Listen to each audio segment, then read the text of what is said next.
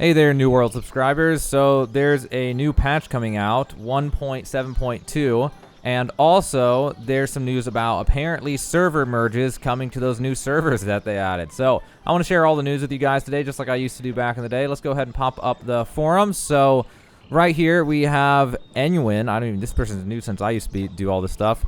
We'll be holding downtime tomorrow at 2 a.m. Eastern time, which is 11 p.m. Pacific time, and I guess 8 a.m. for most of Europe. In your local time zones for the weekly update. Downtime is slated to last approximately 2.5 hours. You'll find more details here, which is here.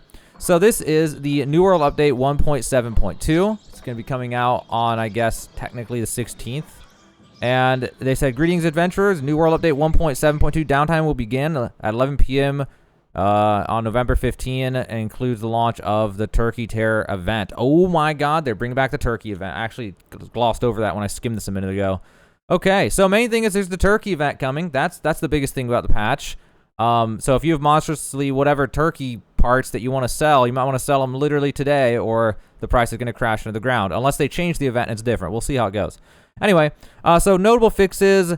Fixed an issue that allowed the previous weapon's ability to be cast when eating while swapping weapons. I don't know if this is like a mistake that was annoying, or if this is something people were using macros for and it was some kind of advantage. I actually don't know. I've been keeping up with it like that. Fixed an issue that caused the visual effects in the fire staff, whatever. Visual effects for fire staff and the skin. This is an interesting one. Fixed an issue that caused the heart rune of stone form to give a permanent speed boost after cleansing certain status effects. Pretty cool.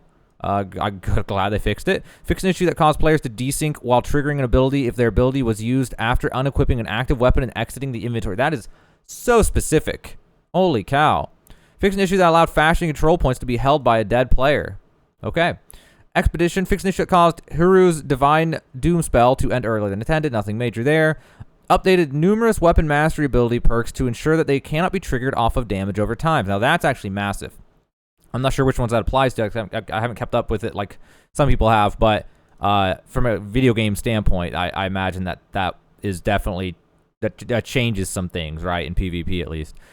Ice Gauntlet fixed an issue that allowed Entomb to remain active while using committed Heart Rune abilities. And that's really interesting. So, like, if you have one where you're going to use it and it takes time before it happens, apparently, my assumption by reading this is you could use it and then Entomb, and then it would go off while you are safely entombed or something. And so, or something like that. Well, either way, they fixed the issue if it's something like that.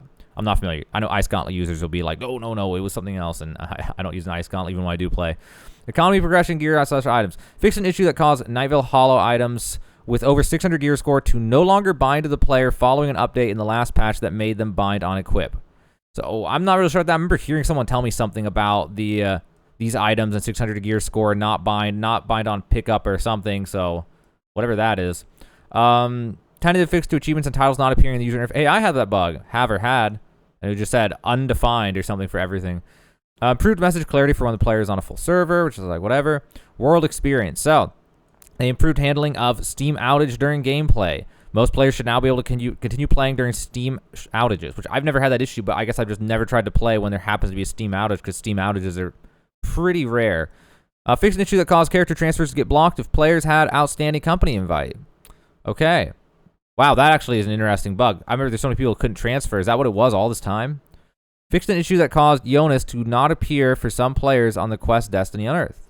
Fixed an issue that caused Anubis to not spawn. Fixed a bottleneck on the quest bear cohabitation by increasing the number of bears that will spawn in the area. Oh, I always love fixes like that. It's always so annoying when they're like, kill 5, and there's 5, and they have like 1 minute spawns, but like 200 people need to do it.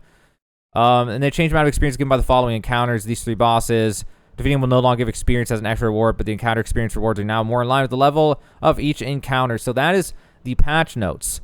But there's more than that. So there was this. There's a forum post by Luxendra. Oh my gosh, Luxendra. That's some throwbacks right there. Greetings, adventurers. This only applies to Legacy Worlds, which is that the new ones?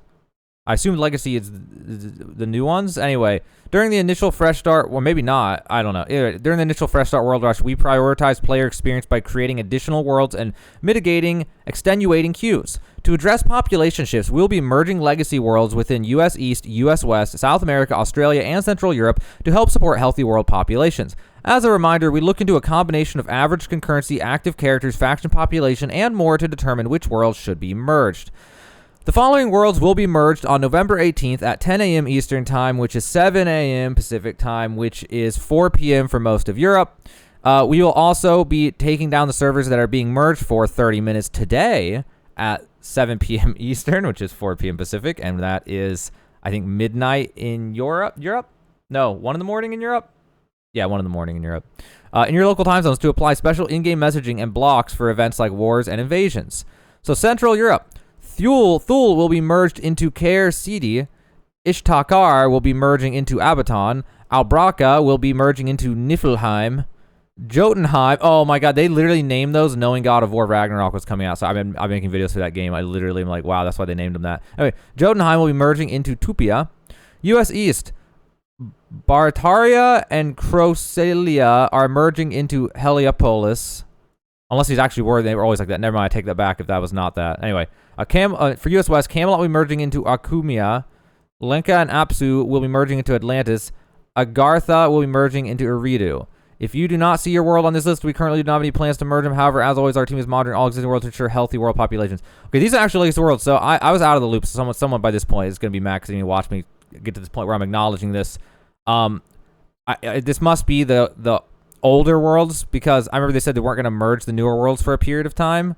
And I can actually just double check for us. All right, so this is New World server status. You can see all the stuff for the servers on nwdb.info. And yeah, Camelot is one of the old servers. Akumia, whatever, is one of the old servers. That'll still be a small server even if those merge, after they merge.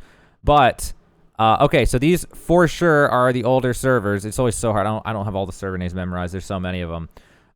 So yeah, so the newer servers are still divided and they're not merging, but this is merging. That made me wonder how many people are still playing New World. How's New World doing? Is the health okay? Are we doing okay? Let's take a look. And man, that ad is holy right in the way.